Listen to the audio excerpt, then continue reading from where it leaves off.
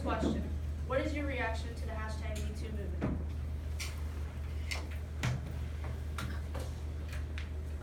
I think that it's good that people are finally speaking up and saying, this happened to me, I know it's scary to say, but it's the reality, and other people are going through this too.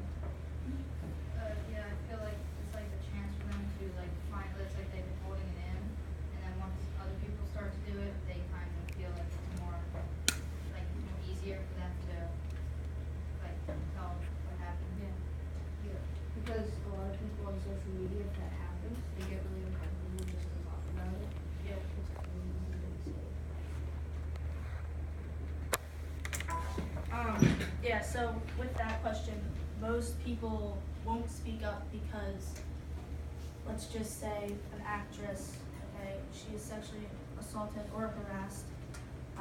They're scared that they're gonna lose their career. Okay, it's a big thing. That's what most adults are worried about these days. So that's why they don't speak up. All right. Question 2. Do you think talking about these issues can cause change? Why or why not?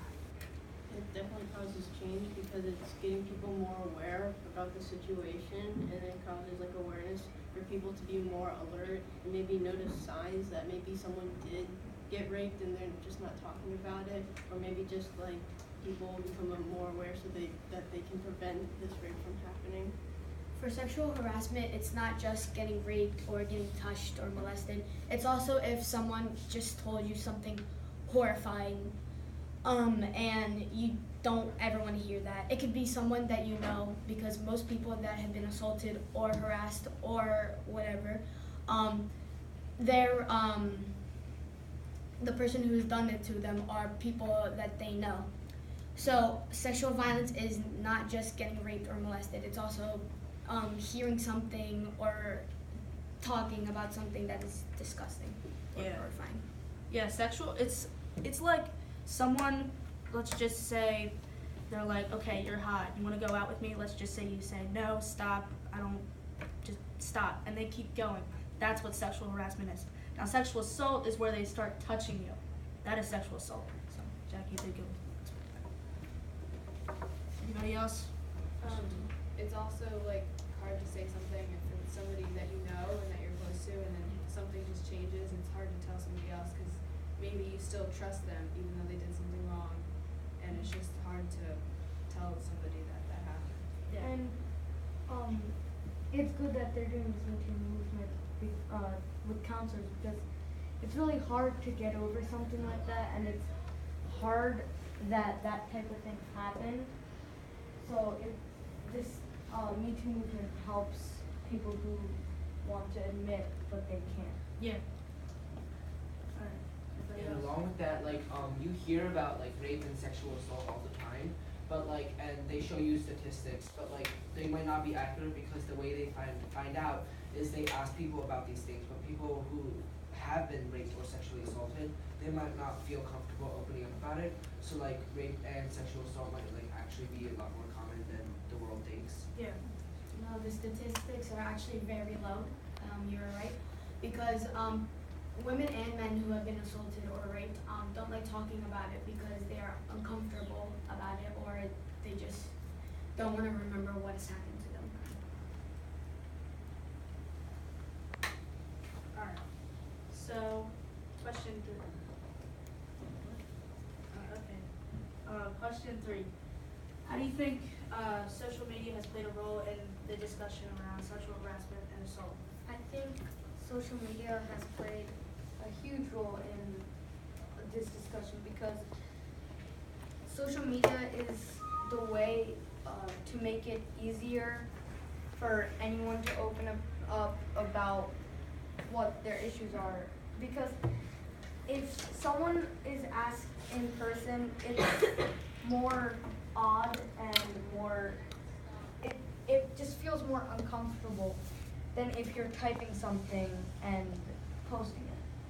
Also, a lot of people, they are really uncomfortable, they just don't want to say it, and then when they see celebrities do this, maybe it's a celebrity that they look up to, so then they say that, oh, he's doing it, then I can do it too, and so they get a lot more comfortable doing it on social media.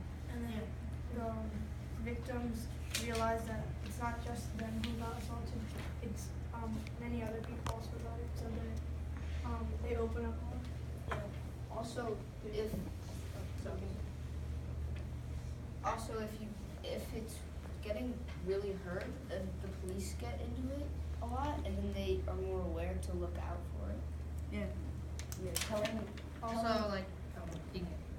telling one person is one thing, like only they'll know. Like if you tell one person it's something, but social media is really the way to tell the world what happened to you.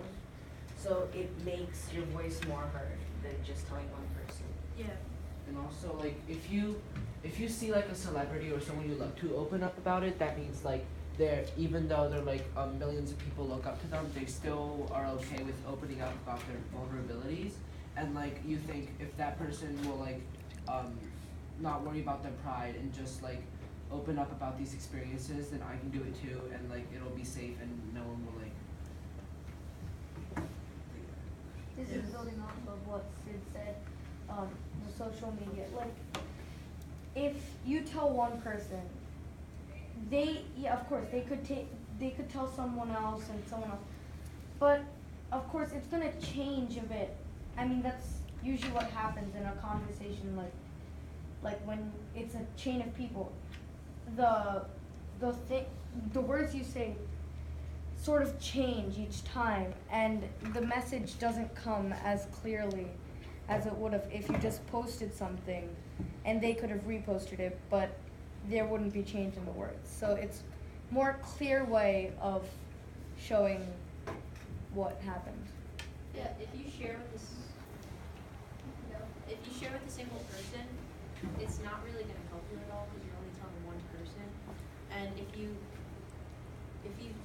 explain it to like a larger group of people, like social media, it's gonna like have a bigger effect on what people say and how it's gonna reflect on the person who is sexually assaulted. If you put it on social media, it will probably go everywhere because people can screenshot it, do whatever, and then send it to other people, and it goes to everyone in the world. And also, probably a lot of people would feel really uncomfortable telling people like that they're close with and that they know about it, so it would be easier for like random people to know. It would be easier than just telling somebody directly, and then just easier to type it, maybe take as much time as you need, and then just post it. Yeah, social media is a way to interact and people can like see it and then like encourage them because of what happened and say, oh, it's okay, you can speak up on it. It's also providing maybe like some protection for the people because like there will always be that internet troll saying, oh, you're just lying, you just want attention. But with the movement, like there's more awareness and like they can be like people can say, oh, why don't you just I don't really know. Yeah, I mean Support. Yes. I think that's what you're looking for. and Nice, Colin.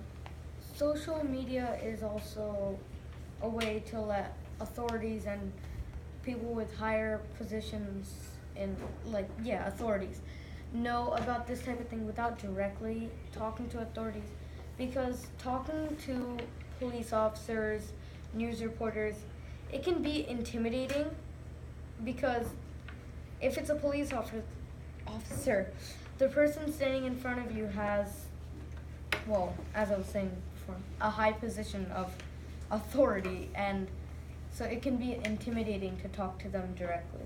Also, if you put it on social media, you'll have the support of the Me Too movement, so it might make you feel more comfortable to put it on there. And eventually, the matter's gonna become big enough that it reaches the news without you actually having to talk to a reporter. And also, like, if people who are doing it and they find out that like everyone's talking about it, they might feel more like hesitant to do it because they could get caught. You're more obligated to stop. And then I think that you might the change might be greater with talking in person to somebody, because like you could talk to a counselor about it, and then they could talk to somebody else. But then it's like not just you posted something on social media, it's more personal and it has more meaning to it than a social media post. Makes people remember you more and stuff. If you talk to a counselor, sometimes it doesn't go from the counselor to someone else because the counselor could keep it private and keep it between you and them, but if you post it on social media, it goes everywhere. But maybe it's like what the person wants to be like more private. Maybe they just don't want everyone knowing about this because they might feel embarrassed or ashamed that it happened. No, but like school counselors, like it's the law and like they're obligated to like. It's called HIPAA. Yeah, if someone's like getting like actually hurt and like they are in danger right now, then school counselors they can't keep it private. They have to open up about it. Yeah, and even if you do try to keep it private, it's better to speak out and have make sure everyone knows. Side note, just so you understand the law, there's this thing called mandated reporter. Now, we have HIPAA. HIPAA is where you keep medical information, personal information with psychiatrists, doctors, even when you're working in like the insurance field, there's information that you have to keep private. Now, if you know someone's in danger, whether that is, in danger of themselves or to others, or that someone is harming them, especially a child, legally teachers and there's other people in different roles who are considered mandated reporters. Regardless of any form I've signed to keep information private, if any of you were to come say to me that someone is doing something to you or something's been done to you, I am legally obligated and morally obligated to report that. And that's something that when we talk about things like what happened at Penn State, or what happened in schools or in the workplace where people don't report it as they're supposed to, why these things get so problematic, because you are mandated to say something. You are mandated to protect these children or individuals in the workplace. So I have a question. In the presentation, I noticed you mentioned counselors. By counselors, do you mean school counselors, or do you mean counselors who are like just for the regional?